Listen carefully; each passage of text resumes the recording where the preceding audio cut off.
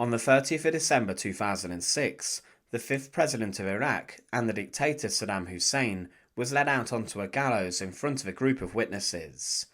It was time for the execution of a man who had brought a huge amount of suffering to his people, and who had tortured and inflicted genocide against many innocent people.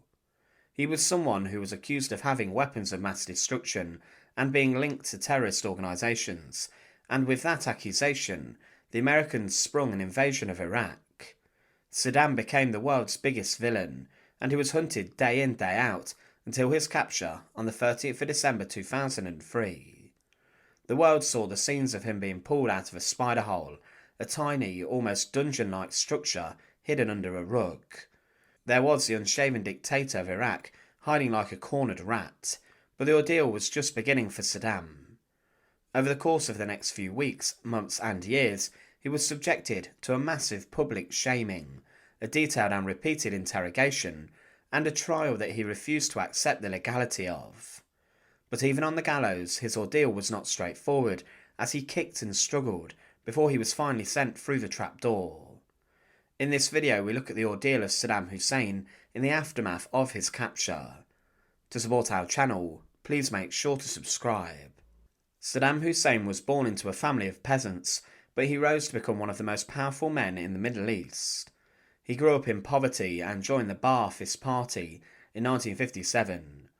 Inside of the party, he rose to prominence and then left Iraq following uprisings, and he would rise to become the leader of the group. He was involved in the coup, and then he became the president of Iraq, and then the chairman of the Revolutionary Command Council and Prime Minister.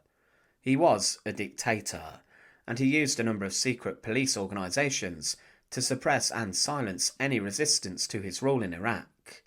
He had people tortured and executed by his forces, and a cult of personality developed around him. Saddam wanted to be the leader of the Arab world, and launched campaigns against other nations, and invaded Iran's oil fields in 1980. His forces invaded and occupied Kuwait, and he refused to withdraw his men, and the Persian Gulf War eventually saw an allied military coalition drive the Iraqi army out of Kuwait, which was a crushing defeat for Saddam. He took out his anger on suppressing uprisings against his rule, and thousands of people were tortured and slaughtered, being captured by Saddam's secret service, and they simply disappeared inside prisons such as Abu Ghraib.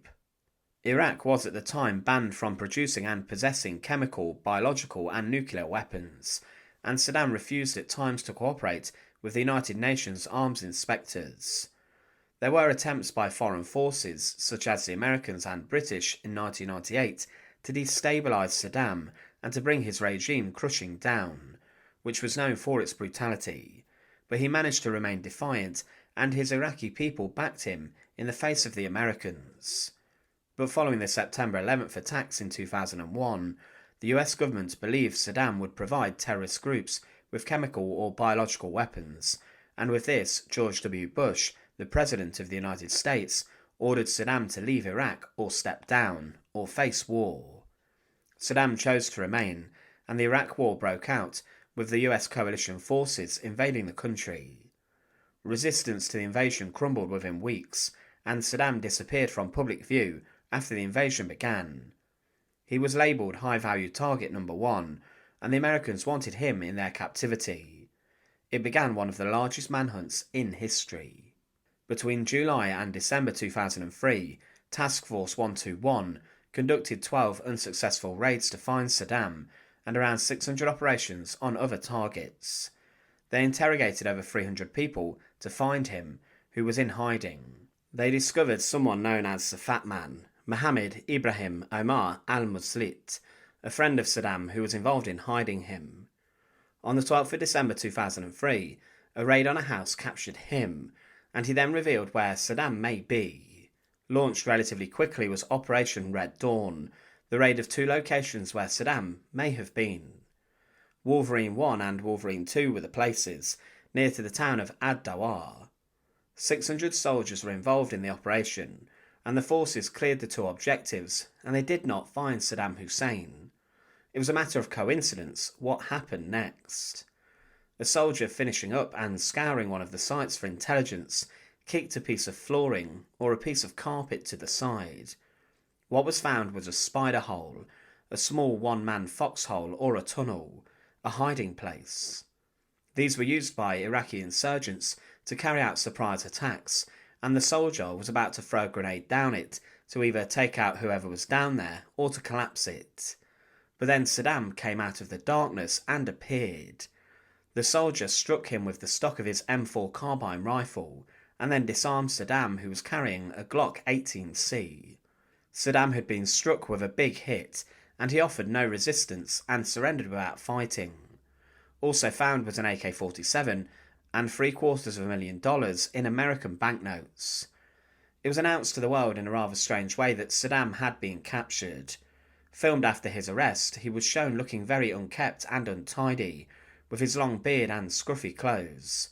His hair was much longer, and video footage showed the world this. He was having a medical examination. Doctors looked under his tongue. He was also photographed wearing white briefs, underwear in this was printed on the cover of a British newspaper. There were other images showing him even sleeping. The US government itself considered that the release of these pictures was a violation of the Geneva Convention, and this was investigated. Now, what was also in violation of the Geneva Convention was the medical exam of Saddam, which was broadcast. It was claimed that the US administration was wrong to broadcast the footage of the medical exam, and that the images were shown to deliberately humiliate him. Article 3C of the Geneva Convention prohibits outrages on personal dignity, including humiliating and degrading treatment, and Article 13 states that prisoners of war must be protected against insults and public curiosity. With this, the Americans were at war with Saddam's regime, and he was a prisoner of war, and was being paraded in front of the Western media like a circus exhibition. The people saw the most wanted man in the world, and there he was, looking very scruffy. A leading Vatican clergyman even said that Saddam was being treated like a cow. The Americans claimed that they released the images to show the Iraqi people that they had nothing to fear, as Saddam Hussein was in custody. Then began the interrogation. Questioning focused around the Iran-Iraq war and the use of chemical weapons against the Iranians. Saddam carefully gave his answers through interpreters, and he denied that he had any weapons of mass destruction. He claimed he resisted the UN's weapon inspectors, as he thought they were there to discover the weaknesses of his country, and then these answers would be given to his enemies, such as the Americans, used for a later invasion. He also claimed he did not collaborate with terrorist groups, and even spoke out against Osama bin Laden. The interrogations took the form of formal interviews, and little public information about these has ever been made available. Saddam was spoken to with his back against a wall to make it seem as if he had been cornered or he was vulnerable. But he built up a bond with the interrogator, Georges Perot, and when they finished, Saddam teared up when he said goodbye to Perot for a final time. Perot claimed that he never used specific torture methods or enhanced interrogation techniques, which had been approved by the CIA. He didn't necessarily need to, as he listened to what Saddam had to say and played to Saddam's God complex. He claimed about chemical weapons that, "My God, if I had such weapons, I would have used them in the fight against the Americans," and he refused to answer about his use of weapons in the past. He also believed that the September 11th attacks were used as justification to attack Iraq. Now in prison, Saddam wasn't tortured either. He was given decent treatment and was allowed a small garden near his cell. He was allowed to read and keep a journal, and was also permitted to exercise. Eventually he was handed over to the interim Iraqi government to stand trial for crimes against humanity. This is where things became slightly more undignified again. He was charged with crimes against the residents of Dujal, who were slaughtered in 1982, and also the illegal arrest of others. He continued throughout the trial to question the authority of the court and maintained the stance that he was still the president of Iraq. There were even assassinations of a number of Saddam's lawyers at the time. It was known that the courtroom was heavily under American influence, and Saddam at times swore and shouted at the court, and he was removed a number of times from the trial. He was indignant, but was eventually sentenced to death. Human rights organisation Amnesty International criticised the death sentence and said that the trial was unfair and deeply flawed, and that there were serious flaws which call into question the capacity of the tribunal. Specifically, this related to the political interference in the trial. The execution of Saddam Hussein took place on the 30th of December 2006. He was asked to be shot by a firing squad instead of hanging, but this was rejected and he was sent to the gallows like a common criminal. He said days before that he was ready to die as a martyr, and hours before the execution he ate his last meal of chicken and rice and was given a cup of hot water and honey. Around 5:50 a.m. in the morning, he was brought out to the gallows. It was said that the Americans wanted to delay the execution by 15 days because they weren't keen on having him executed right away, but during the day before the execution, the Prime Minister's office provided all the documents they asked for, and the Americans changed their minds when they saw the Prime Minister was very insistent. Then it was a case of finalising the execution details. So there had been a slight delay. There were reports that Saddam on the gallows submitted to the executioner and carried his religious text on the way to the gallows, but this was rather far from the truth. Things became rather shambolic whilst he was stood on the gallows. He went to his execution shouting, "Down with the invaders," and shouting, "I am a militant and I have no fear for myself." Some witnesses claimed he was broken and weak, but unrepentant before his hanging. One witness told Saddam to go to hell, and there was further heckling, and things then turned angry. People told others to quieten down as this man is facing an execution, and Saddam then began to recite a prayer. The noose had been secured around his neck, and then after the second prayer, the trapdoors sprang open, and a loud crack was heard in the room, suggesting that Saddam's neck had been well and truly broken. He was left for a few minutes, and then the doctor confirmed that he was in fact dead, and his body was cut down and placed inside of a coffin. There was some debate about what happened next, as some have even claimed that Saddam's body was then stabbed 6 times after he was executed, but this has been disputed.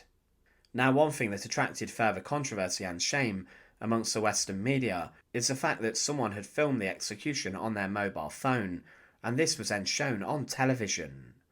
The video showed people taunting Saddam on the gallows and even showed the entire proceedings.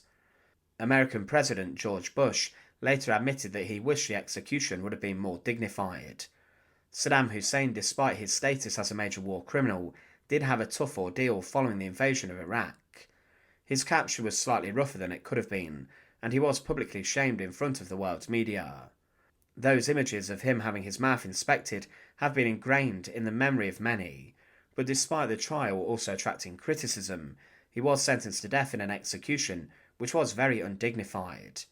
He went down with a fight and refused to accept the fate imposed upon him, but without a doubt, Saddam Hussein was a tyrant, a dictator, and a war criminal. Thanks for watching. To support our channel, please make sure to subscribe, and once again, thank you so much for watching.